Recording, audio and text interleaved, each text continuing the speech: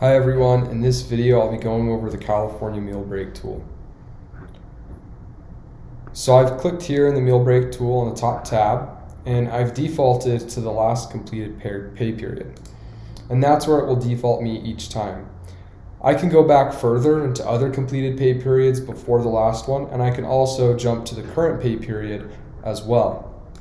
For now, let's just start in the last completed pay period and walk through what this looks like. First, you'll notice this quick banner giving me a summarization of the pay period and how many violations were left in the pay period, but I can just exit out of that if I want to. So let's start off with the main table, and then we'll jump into each of these different tiles or reports. So in the main table, we have all of the employees that worked in the last completed pay period or whatever pay period that you're in listed. And I can see on the different columns different data. So I can see whether or not they've taken the questionnaire, and then how many violations they had, and whether or not they won by entering the raffle. There's two ways that you can really be entered into the raffle. The first is being perfect, you're automatically eligible. And then the second is to, if you have violations, complete the survey. That helps you have those violations reduced. By completing the survey, they're also able to enter the raffle. On the settings, you can see the prizes, and you'll also notice that the prizes are broken out between these two different groups. So that way you could kind of incentivize differently. You could give a greater incentive, ideally, to those who have perfect meal breaks to increase the likelihood of people taking their breaks on time and meeting all of the qualifications.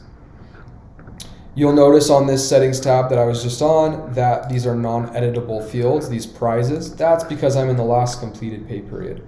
When I jump to the current pay period, I can edit those prizes.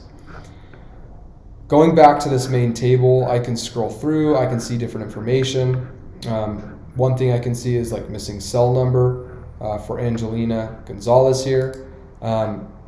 What this is telling me to do is, hey, I need to update this cell phone number in their employee profile, which I can navigate to on the people page, in order for this survey to get sent out and for these violations to be mitigated and have a record of that. So that's what this looks like.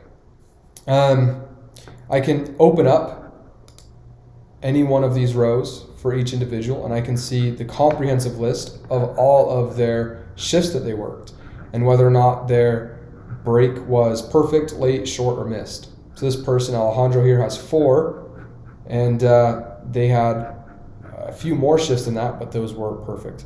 I could expand on each of these rows as well to see the exact check-in and check-out and break details.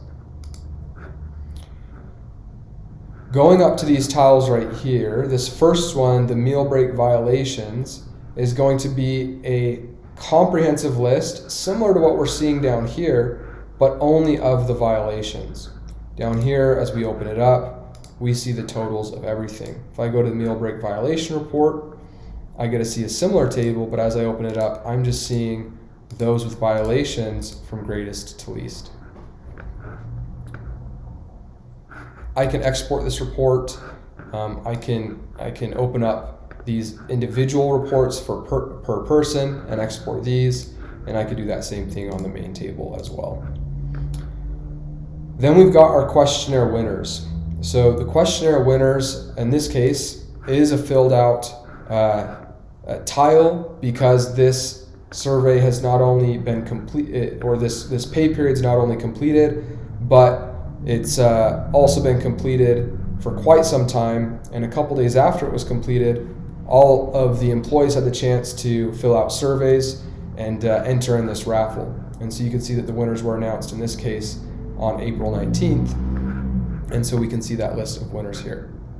Those winners also get a text message to their phones with those prizes.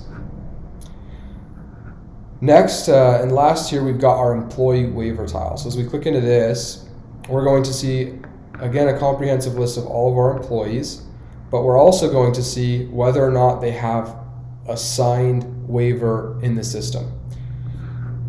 An important thing to note are these two different tabs. You've got the cover facilitated waivers and the employer facilitated waivers. We give you the opportunity to have a full comprehensive record electronically in our system of people who have filled out surveys, and you can send out a waiver form just by clicking this button and either copying this and sending it via email or just sending this directly via SMS text. When employees get that survey and answer it, and that waiver is then applied. And so you would have a different status right here than unanswered.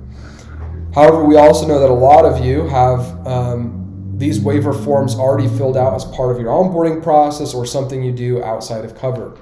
And so if you are doing that and you'd like to indicate that you have those waivers signed so that those waivers get applied to these missed, short, and late lunches, then you can do that by clicking on the employer facilitated waivers and selecting the people who have them signed, or choosing this option, which will default all of your employees to having them signed. And that way, the missed and short and late violations that are eligible for a waiver no longer will be applied to your total violation count. Okay, lastly here, let's jump to the current pay period to see what that looks like. It's very much the same report. The biggest differences are questionnaire winners haven't been announced. It tells you exactly when they will be. And that's primarily because, well, the pay period's not ended, the surveys haven't been sent out, and so we don't know where to allocate the raffle prizes. So once this pay period does end and people answer the survey or the questionnaire, winners will be announced on May 3rd. This waiver tile really stays the same. And then the only difference that we're seeing here on this main table and on the missed meal periods is a little bit of a change in vernacular. We're not calling these violations yet. We're calling them missed meal periods. And that's intentional because as people fill out the questionnaire, and the more people you can get to fill out the questionnaire, the better, many of these missed meal periods will turn into non-violations. They'll be perfect because people will indicate that they weren't impeded as part of missing that meal period or taking it late or having it short. And so these missed meal periods aren't the finalized version of penalties. Instead, this survey should reduce this number to a much lower number. The other thing I mentioned before was settings. I can actually edit these prizes on the current period.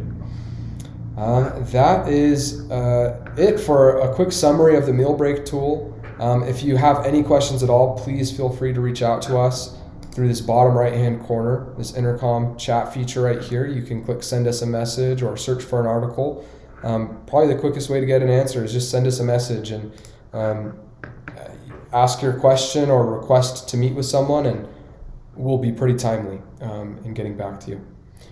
Okay, thank you so much. Good luck.